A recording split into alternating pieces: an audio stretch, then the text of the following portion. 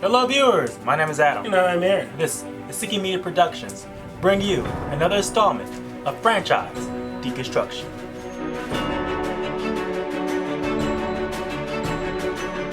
That's right, y'all. We're going to be tackling the myth himself, the Man of Steel, Superman. And over the decades, Superman has been various, depends on how the audience have received him.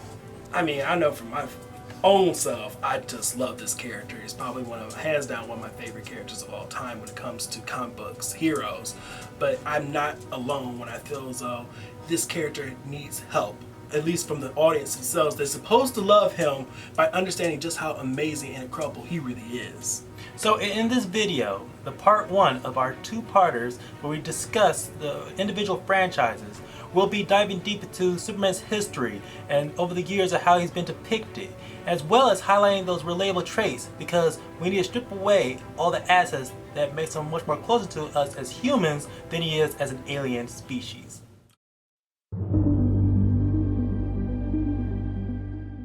Who is Superman? A better question to ask is who doesn't know this pop culture icon? He is one of the last remaining survivors of the alien planet Krypton. Once arrived on Earth, young Kal-El was adopted by the kind-hearted couple of Jonathan and Martha Kent in Smallville, Kansas of the United States of America.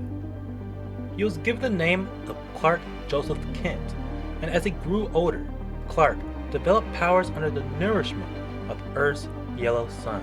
Soon after he learned of his heritage, Clark Kent ventured out into the modern world to be a champion of truth and justice, as the name most people know him as.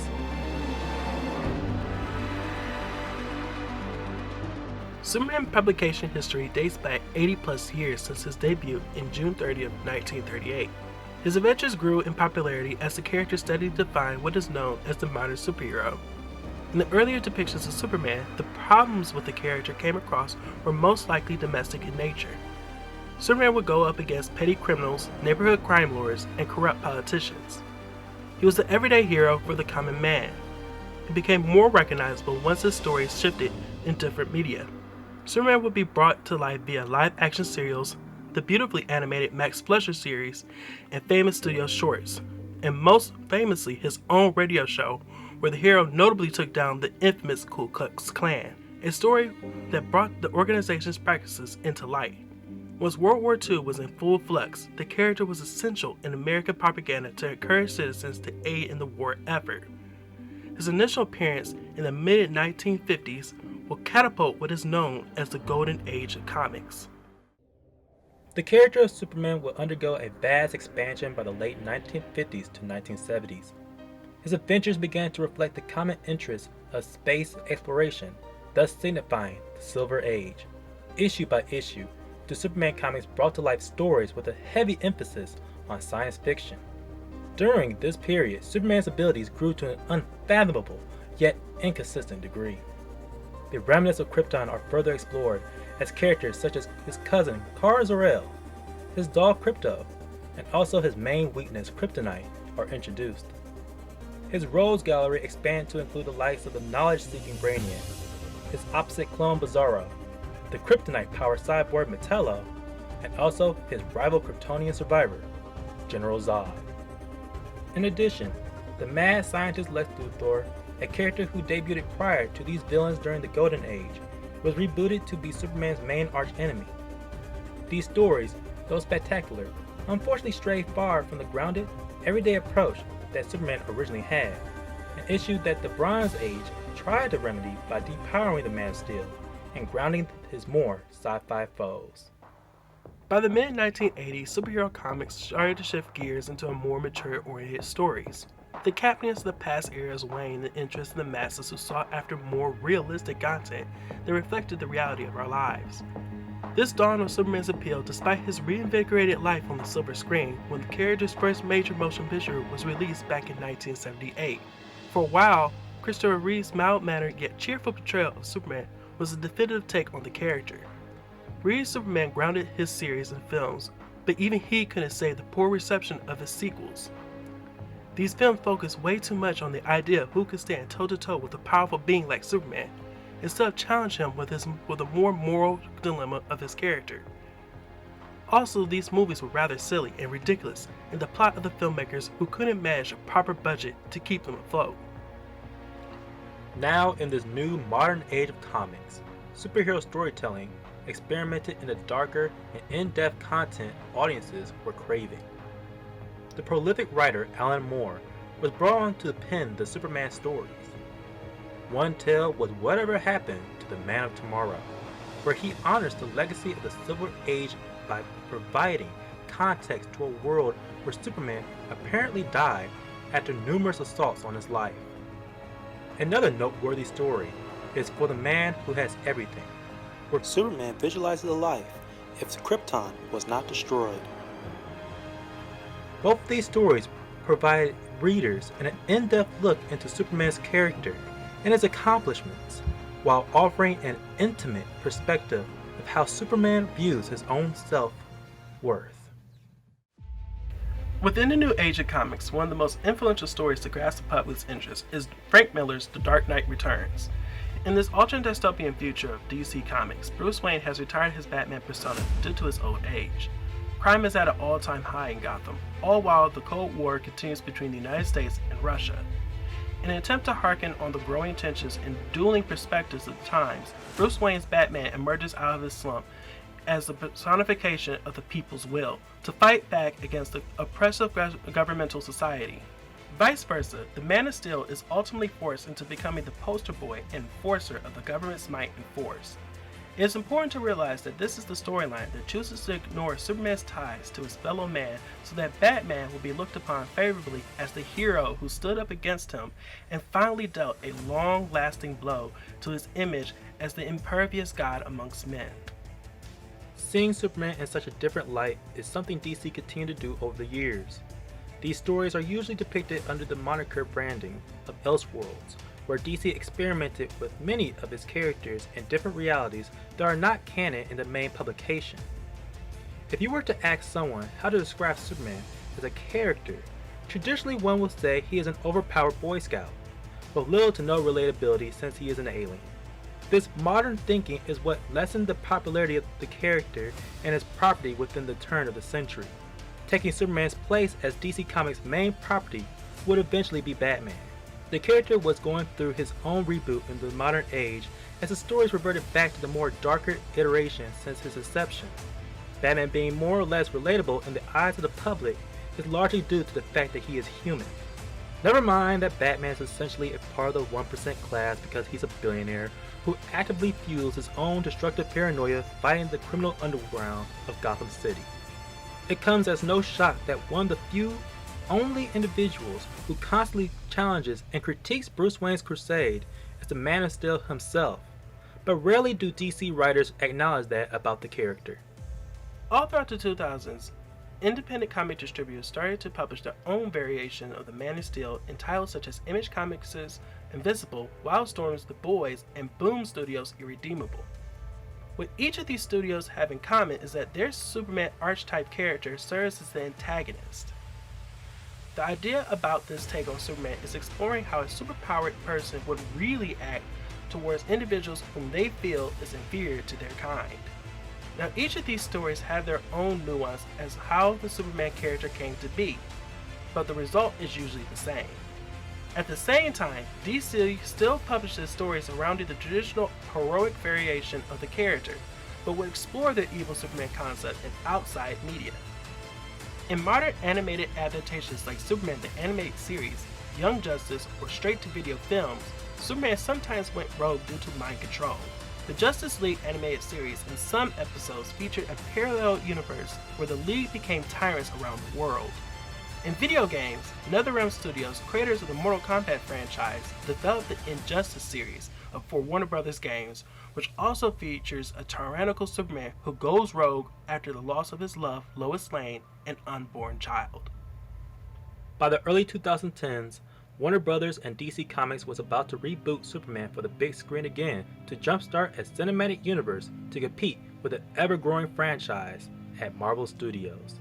Put to the task was director Zack Snyder, known for his work on 300 and Watchmen film adaptations. Snyder began his reboot with The Man of Steel, which at the time of release was met with an immediate mixed reaction because of the somber tone and destructive collateral damage present on film. His follow-up sequel, Batman v Superman: Dawn of Justice, received even more criticism because of the continued dark direction of the series. Much of the controversy revolved around how Superman is handled in this Snyder Verse. This variation of the Man of Steel is plagued by self-doubt and an almost subtle yet uneasy sense of resentment as a protector. Snyder's focus to place Superman on a high pedestal of godhood unfortunately leaves the character of Clark Kent or Kal-El disconnected from his fellow Leaguers. On top of that, Snyder evidently wanted to explore a world as Superman helped cause the apocalypse on Earth, with him siding with the villain Darkseid. It is here where audiences should or already have begun to see a disconnect with their relationship with Superman. Over the decades, the stories being published featuring this character often dealt with the next overpowered threat he faced, or even what-if scenarios of him turning against humanity. Very rarely do DC Comics produce stories about his relationship with the people he protects. When given the task to write about Superman, most storytellers are intimidated by the prospect of such a character because they claim he isn't relatable. On the surface, yes, Superman is not of this world. He is not human, and also has physical powers that cannot be attainable because of his fictional biology. For that, they mostly see a character as a symbol and not as an individual who was raised amongst men in a socio-economic environment that many human beings have in common. From this point on, we will highlight the key aspects of Superman's character that bridges the gap between his alien heritage and our humanity. To reiterate, Superman is indeed an alien from another world. His native planet Krypton was the home of the technologically advanced species of humanoids. Knowing the doomed fate of their world, Kal-El's parents, Jor-El and Laura Levon, send their infant son to Earth to escape Krypton's destruction. This very action instantly makes Superman a refugee, which draws clear similarities to people fleeing chaotic lands seen here on Earth. Every country on this planet deals with an influx of refugees yearly due to climate disasters, criminal landscapes, and war. Superman's arrival was unknown for many years until his debut as a superhero, which draws to the conclusion of him essentially, for lack of a better term, an illegal alien. Illegal immigration is a concern some native-born citizens have in mostly developed countries due to the belief that more illegal citizens will result in an increase in criminal activity. According to a 2017 case study from the Cato Institute in the U.S. Department of Justice, illegal immigrants are 44% less likely to be convicted of a crime than a native-born citizen or a legal immigrant. Though this study is mainly based on findings from arrest records in Texas, other evidence regarding the connection between illegal immigrants and an increase in crime are mainly inconclusive due to undocumented reports. To assume an illegal immigrant is a criminal is most likely based on one's fear of the unknown. But the more you know the individual, the less likely you will assume they are up to bad behavior. One of the most common criticisms about Superman's character is that he is too much of a Boy Scout. Ironically, some media depictions showcase a much younger Clark Kent as a Scout, but nevertheless, critics of the Big Blue tend to state this as a valid criticism of his character. The idea of a good Samaritan seems to fall on deaf ears as time progresses into the modern age of media. As the world becomes more noticeably complicated, it is understandable to think that someone who does good things just for the sake of it, especially without compensation, may be out of the ordinary. Volunteer work does exist in many forms, and many people participate in it. So why would a fictional character be any different? When did being a good guy become such a bad thing? Despite this fact that he's an alien, Clark lives his life as like an average human being, whose cheerful and caring attitude makes him a great people person. He has his demeanor when he's out as Superman. Some iteration of this persona present him as a bit of a goofball with nerdy inhibitions as a way to deter non-observers of his true self. People may think that this is a flawed idea since he mainly masks his appearance with clothes that hide some of his muscles and a pair of glasses, but in real life people are known to do more subtle ways of appearing different in plain sight. What Kal-El does to protect his identity is no different when people speak and act more properly in a workplace environment than they do elsewhere. To further his public perception, a key aspect of Superman's identity is that he refrains from killing. Before the comic's code of conduct, Superman acts fairly harsh towards those committing crimes. Criminals were injured pretty badly or indirectly killed by the character. Even if he wasn't directly involved with the bad guy's demise, Superman didn't feel ill towards the actions.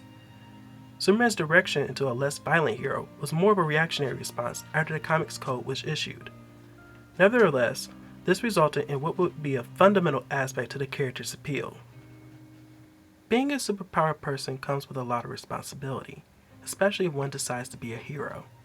A person is judged mainly on their actions, and this rings true on how someone deals with what others deem to be perpetuating criminal behavior. The average human may fear the possibility of Superman doing harmful deeds, especially due to his powers. Exercising restraint adds to Kyle's character as it provides a psychological dilemma when handling threats. Humans already have a bad track record with the statement that certain individuals believe that all dark-skinned people are known to be a threat to society. Add this to the idea of Superman, and also the concept of him being an authority figure. Ideally, we want law enforcement to treat apprehended individuals with respect, and only use deadly force as an absolute last resort. The last thing Superman needs is for people to see him as the enemy because he handles situations unfavorably. After all, the unfortunate reality is that most societies see the actions of an individual, and also may reflect this on the whole community. In Superman's case, other alien species. Kal-El takes his job seriously as Superman, but most of the time he believes his own hype of being a powerful individual. It attributes to him being a bit arrogant, but we as humans also carry that trait, which doesn't make it right. The other major flaw to Superman's character is also his morality. Having strong morals is admirable in pursuing justice, but there are times even Kal is faced with unthinkable odds. And there you have it. That is how we have been perceiving Superman over the decades. I'm just in awe of this incredible history that the Man of Steel has brought forth for us for generations and hopefully more to come. So when we get back to Superman in our part 2 of this franchise deconstruction, we'll be giving our take on how we would adapt the character, depending on what type of mediums that we feel as though best suits to help illustrates all things that's great about his character and his world. Guys, as always, if you like this video, please like, share, and subscribe. Please hit that bell down there for notifications for more videos to come to you. We want to hear from you all. How do you feel about Superman? Do you even know about his rich history?